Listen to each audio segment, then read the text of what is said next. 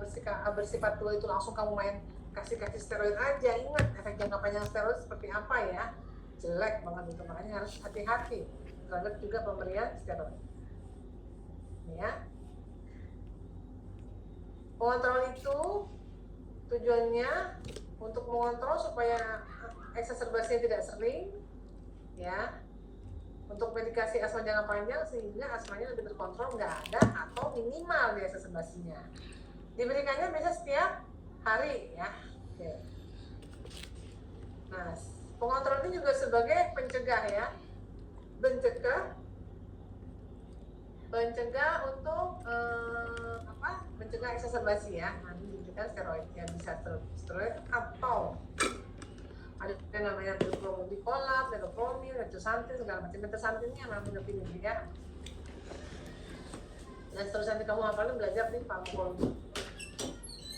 Nah, jadi tadi sesuai dengan sifat obatnya, obat lega itu reliever itu dipakai pada saat serangan, sifatnya sebagai bronchodilator ya. Jangan lupa, kalau pengontrol itu untuk mengontrol supaya asmanya enggak sering kambuh, jadi asma untuk jangka panjang, terapi jangka panjang asma dipakai itu setiap hari, bersifat sebagai antiinflamasi dan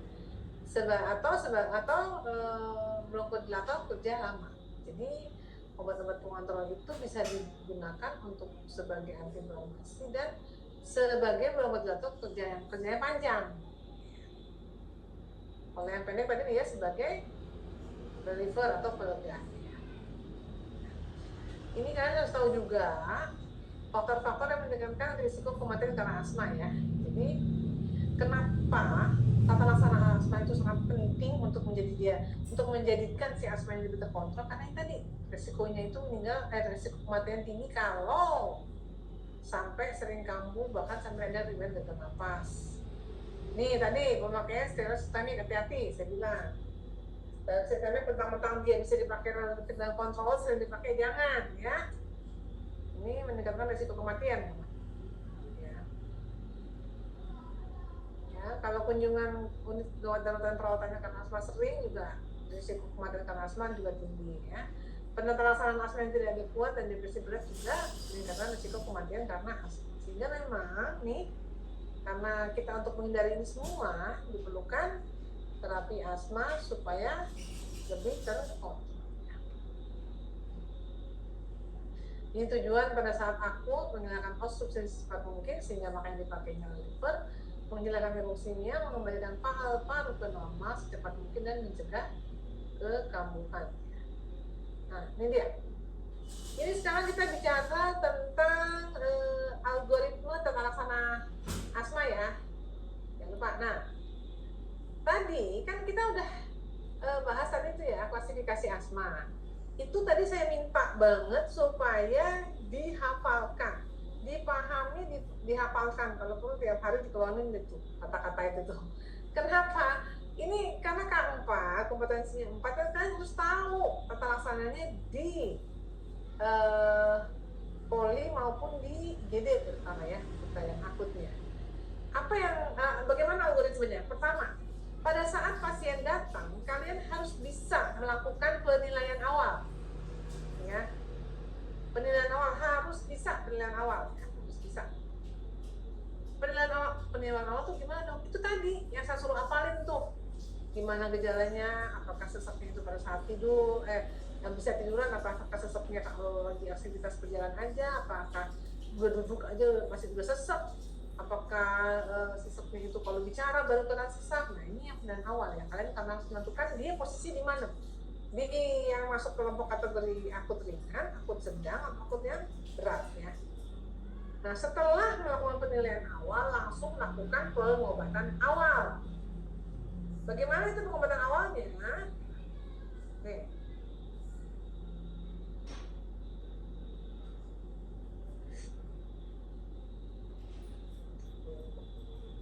Pengobatan awal. Penilaian awal kalian udah tahu ya. Tadi yang nah, pengobatan awal nih. Pengobatan awalnya dengan apa?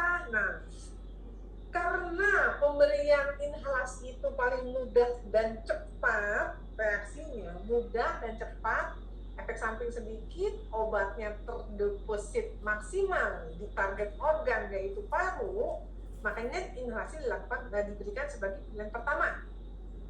Jadi dilakukan inhalasi agonis beta 2 yang short acting.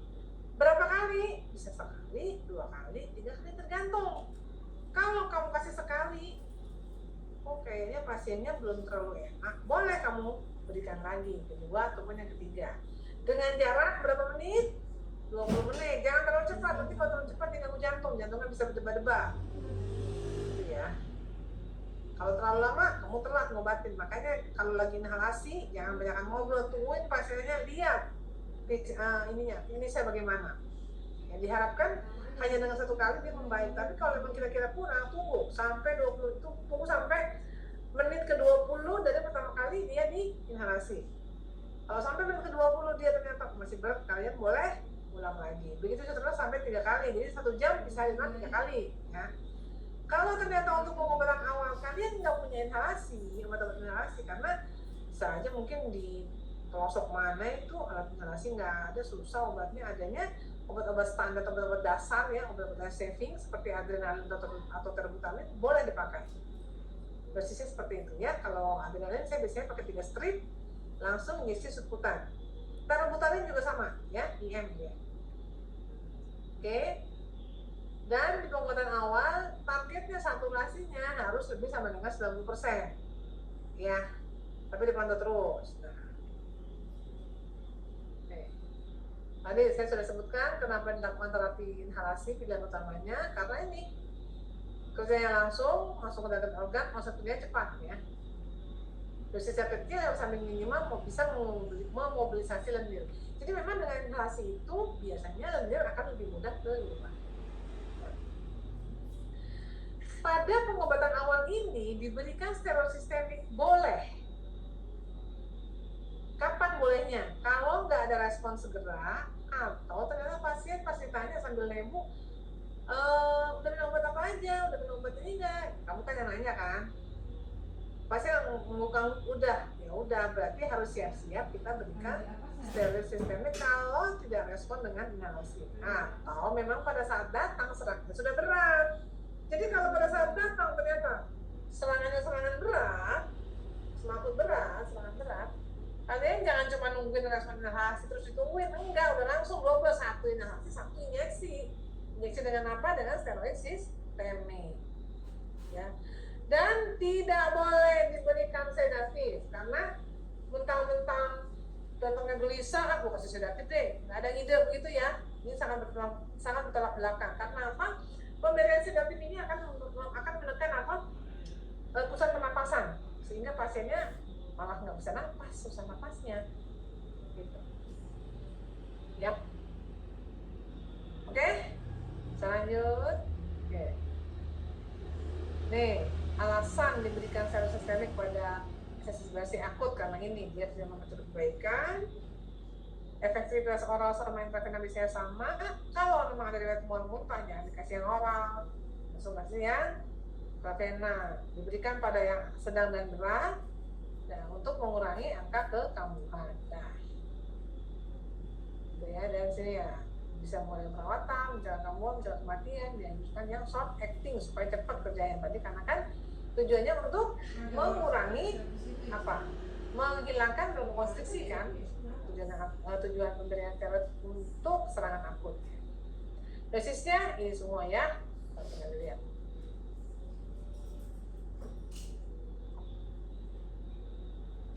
Ya, kalau steroid inhalasi sekarang udah banyak mereknya, apaan aja boleh. Bisa fluticasone, bisa budesonide, boleh yang mana aja boleh pilih. Nah, tadi udah paham ya, dari nilai awal langsung dilakukan pengobatan awal. Tadi pengobatan awalnya itu yang menjadikan pilihan utama adalah inhalasi, steroid inhalasi, beta 2 agonis kerja singkat, inhalasi beta 2 agonis short acting, tapi bisa diberikan tambahan steroid dengan tadi katakannya macam-macam ya. Kalau ternyata dia sudah minum steroid oral, kalau ternyata apalagi tadi gejalanya malah makin berat, atau dia datang dengan keadaan akut sedang dan berat. Oke ya, jangan lupa. Nah, tunggu, di bagian besar tadi setelah pengobatan awal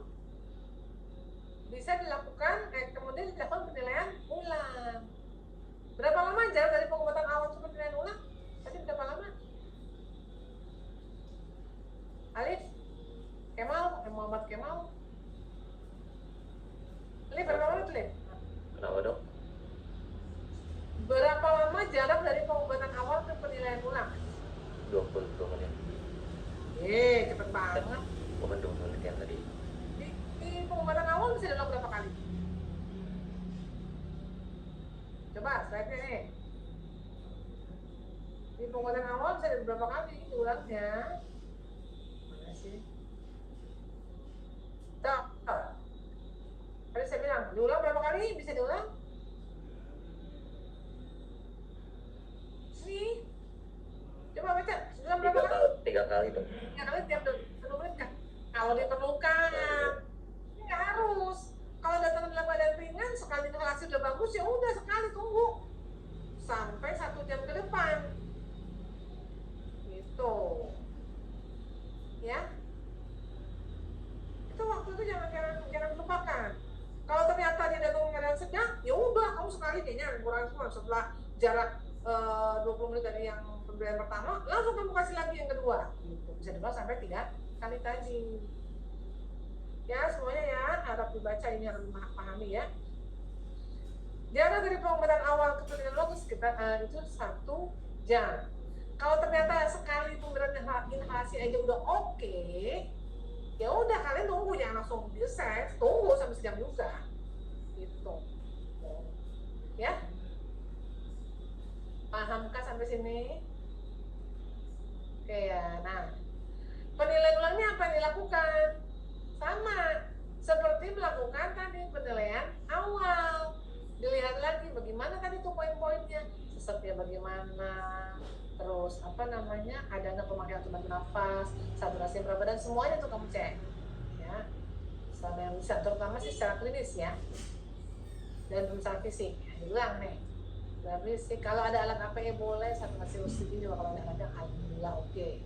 Jika dilakukan ya penilaian ulang tadi sudah 1 jam. Nah, terus habis itu habis penilaian ulang kita bagi nih, ada yang episode sedang, ada yang episode berat, atau yang langsung setelah penilaian ulang semuanya baik, boleh pulang. Kalau langsung balik kan tunggu sejam dari pengobatan awal, ya enggak? Nah, kalau dari pengobatan awal ternyata setelah penilaian ulang masuk episode sedang, apa yang harus dilakukan? Nah, ini adalah kriteria masuk episode sedang. APE-nya 60 sampai 60 prediksi, tapi nggak ada alatnya dok, gitu. Kita nggak punya nih di kampung. Oke, kamu bisa lihat pemeriksaan fisiknya. Pemeriksaan fisiknya kalau kira-kira masuk, kayak masih kayak kriterianya itu bilang. Kalau saya sih daripada pusing-pusing jelasin, tapi tidak itu sama dengan kalau lagi asma akut sedang, gitu, hampir sama itu. Kalau masih begitu-begitu aja, membaiki masih masuk kriteria dia sedang, ya jangan dipulangin. Udah sejam kamu tunggu, kamu bisa ulang lagi. Yang cerita 2 tiap 20 menit, boleh. Ya. Kalau ternyata di awal dia, dok datangnya udah badan akut sedang berat dok. Saya sekali inhalasi di pengobatan awal, nggak bisa dok, udah 3 kali, ya udah ditunggu. 3 kali kan berarti udah sejam kan? Sejam lihat responnya. Nah, kalau ternyata dia masih menurun, kondisinya menurun, kondisinya menurun, keluhannya membaik, masih masuk episode sedang, kamu tadi kasih aktoris lagi nggak? Jangan. Kalau tadi udah 3 kali, kebanyakan nggak boleh, ntar tremor deh. Langsung kasih steroid, ya. Steroid. Tunggu sampai 1-3 jam. Nah, dalam waktu kamu menunggu ini, kalau masih ada inhalasi, mungkin 1-2 kali kalian masih boleh berikan beta-2 agonis. Ya, tuh. Sampai sini dia mau nanya.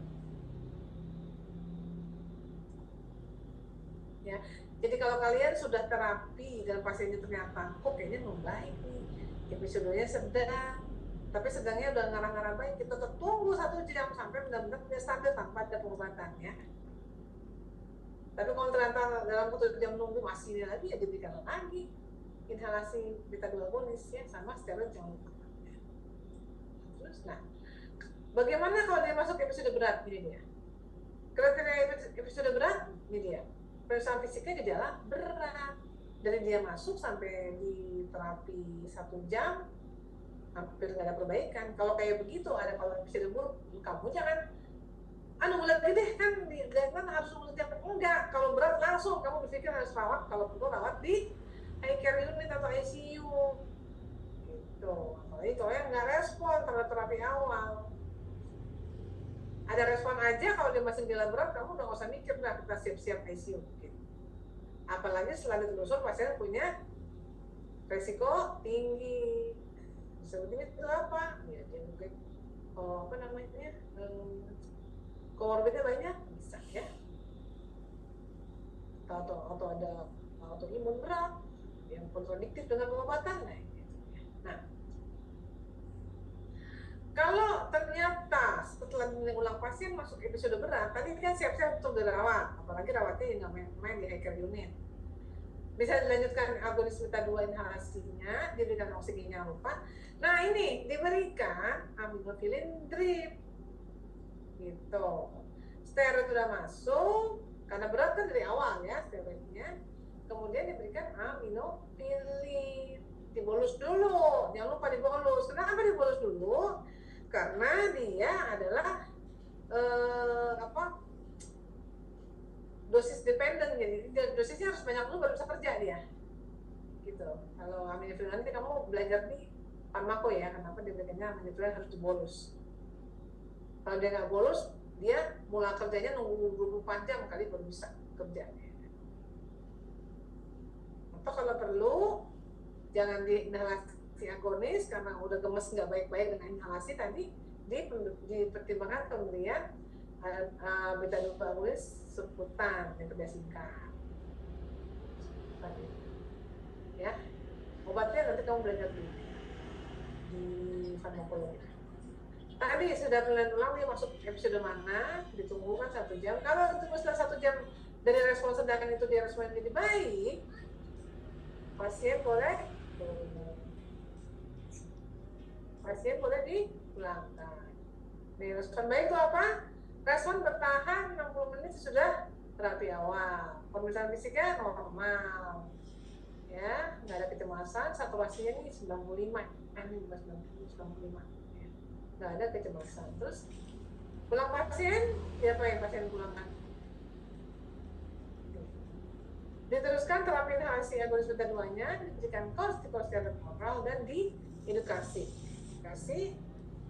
Asmanya harus dikontrol dengan baik. Jadi hindari pemicu, pakai obat dengan tepat, dan jangan pakai obat seenak-enaknya. Nah, kalau respon tak lengkap, apa itu respon tak lengkap nih? Niwatnya pasien risiko tinggi, ya, risiko tinggi. Terus risiko tinggi tadi yang disebutkan di awal yang kita laksanakan tadi Pak. Terus pemeriksaan fisika ternyata dia ringan-ringan aja sih, sampai sedang.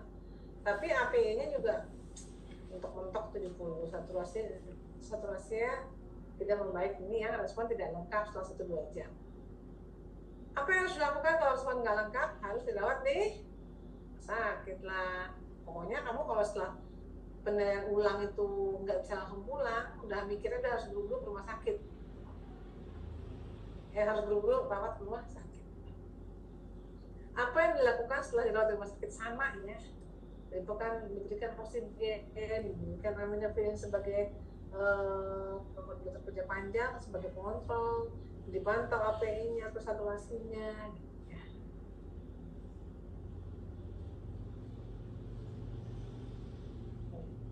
Bagaimana kalau respon buruk dalam 1 jam? Nggak usah nunggu sejam, kalau kita kena langsung respon buruk, pasien harus masuk ke ICU. Apalagi kalau sampai ada kondisi tidak sadar atau kejang ya. Itu harus rawat ICU ya. Apa yang dilakukan saat pasien dirawat di ICU sama aja, cuma bedanya kalau di ICU itu apa, pengawasannya lebih ketat sehingga kalau ada anomali sedikit kita bisa langsung cepat bertindak. Dan dengan masuk ICU itu kita jaga-jaga supaya kalau memang perlu ventilator akan dengan mudah ya kita melakukan intubasinya. Nah, ini pasien dipulangkan tadi. Dipulangkan, pulangnya udah bagus ya kan, terus sudah normal, meninggal di ICU. Nah, bagaimana dengan prognosisnya? Sebetulnya prognosisnya itu bonang ya. Tapi memang kita nggak bisa memungkiri ada kondisi atau kasus-kasus pasien datang dalam keadaan sudah asma berat. Dan bahkan saya pernah dapat kasus asma meninggal, sayang banget karena itu karena apa? Jaraknya jauh dari beliau itu akal sampai ke rumah sakit dan tidak ada obat sama sekali di daerah itu. Nah, prosesnya baik, penderita asma pada anak itu dewasanya itu akan remisi pada umumnya sampai 45%. Ya, itu yang penting ya, remisinya tinggi. Jadi kita mesti kontrol dengan baik ya. Nah, 20% dari asma akan mengalami remisi dan dewasa, kita 40% dapat diharapkan adanya perbaikan berkembangnya frekuensi serangan.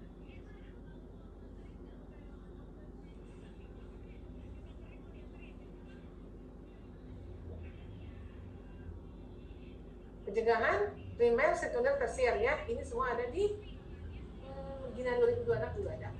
Kalian hafalkan aja karena juga ini sering keluar di uji. Oke, kalau asma mengancam dia itu sama dengan asma berat ya, pengawasannya juga sama. Cuman pengawasannya aja, tindakannya aja lebih cepet-cepet. Terus nanti kalau asma mengancam itu. Oke, sampai sini ada yang mau tanyakan?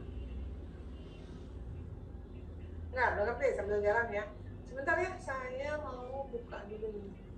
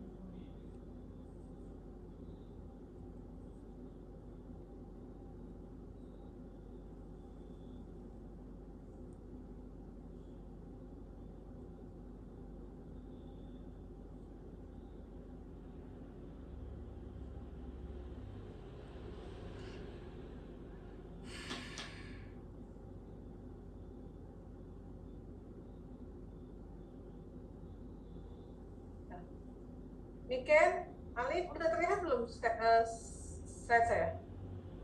Yang PPO dok. Ya, udah. Udah dok.